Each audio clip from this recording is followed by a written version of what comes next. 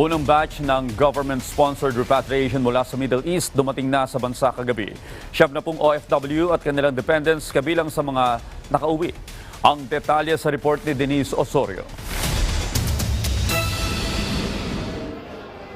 Dumating na sa Pilipinas kagabi ang unang grupo ng mga government-sponsored repatriates mula sa Middle East sakay ang Emirates Flight EK334. Kabilang sa mga nakauwi ang 70 mga OFW at kanilang dependents na dumaan sa masalimuot na proseso ng pag-uwi sa harap ng limitado o saradong airspace. 33 sa kanila ang sinagot ng pamahalaan ang pamasahe. Ang iba naman sa mga nakauwi may sarili ng mga ticket o nauna nang nakapag-book ng flight. Pero nabigyan pa rin sila ng iba't ibang uri ng tulong bago at pagkadating sa Pilipinas. Kasunod naman ng mga kumakalat sa social media na tila ang UAE lang ang tumulong sa mga naipit na Pilipino. Nilinaw ng Department of Migrant Workers na sa mga ganitong sitwasyon, may sariling hakbang ang host country para sa seguridad at proteksyon ng lahat ng nasa loob ng kanilang teritoryo. The host country is in charge, especially in a situation where it is being militarily attacked.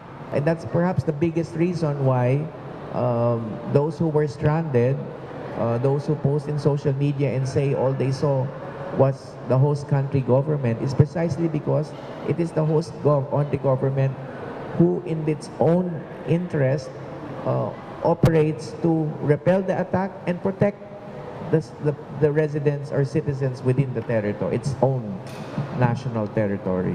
Git naman ng Overseas Workers Welfare Administration o OWA, hindi natatapos sa paglipad pauwi ang tulong ng pamahalaan sa mga OFW. Kabilang sa ibinibigay na tulong ang mga pangangailangan bago ang biyahe, temporary accommodation, pagkain, medical assistance, at tulong sa pagproseso ng kanilang pag-uwi. Namahagi rin ng DMW ng financial assistance bilang bahagi ng post-repatriation aid. Isa sa mga nakauwing OFW si Jen at lubos ang pasasalamat niya sa pamahalaan dahil mabilis siyang natulungan ng OWA para makauwi agad. Nagka-problema ako sa trabaho, sa kanila ako lumapit. So lahat ng assistance na kailangan, pati yung pag-uwi, preparation, shelter if needed, pati yung pagkain, na-provide naman nila. Even medical assistance kapag kailangan. Yes. Na ano naman nila, inasikaso nila, dumaan lahat sa proseso. Siyempre, sumunod kami sa UAE law. Yun, okay naman lahat. Samantala, habang unti-unting may mga nakakauwi na ng Pilipinas, tuloy naman ang mas malawak na operasyon ng pamahalaan sa mga apektadong bansa.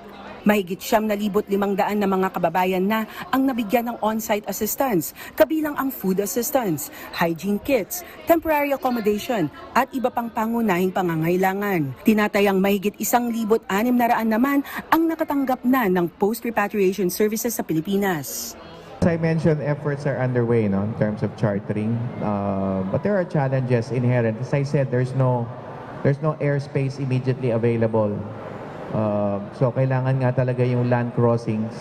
And when that happens, you need to talk to, tandaan natin na ang OFWs are great in number. So the volume of crossing people over means may coordination dun sa origin country, the host country, at dun sa pagtatawiran. And then yung logistics of bringing people over, considering what's going on with the attacks. Karamihan sa mga dumating na mga OFW ay mula sa UAE, lalo na sa Dubai at Abu Dhabi, habang may ilan din mula sa iba pang bansang apektado ng tensyon. Marami rin sa kanila ang umaasang makakabalik pa sa kanilang mga employer kapag humupa na ang tensyon. Kabilang din sa mga dumating ang isa sa 2 naitalang injured OFWs, ngunit pinili niyang huwag humarap sa kamera o magbigay ng pahayag. Para naman sa mga OFW na nasa abroad pa at naghihintay ng tulong, may paalala ang DMW sa pinakamadaling paraan ng paghingi ng assistance. I'd like to address yung past few days there were comments about not being able to reach some numbers, no? So just to remind everyone as well, in our eGov app, there's a report function, OFW, and then you just indicate your concern, request for repatriation. It goes to the database of OWA, and we will be the one to call you and connect you with the right embassy or the right migrant workers office. Maaari ring tumawag sa 1348 Central Hotline para sa mga request for assistance.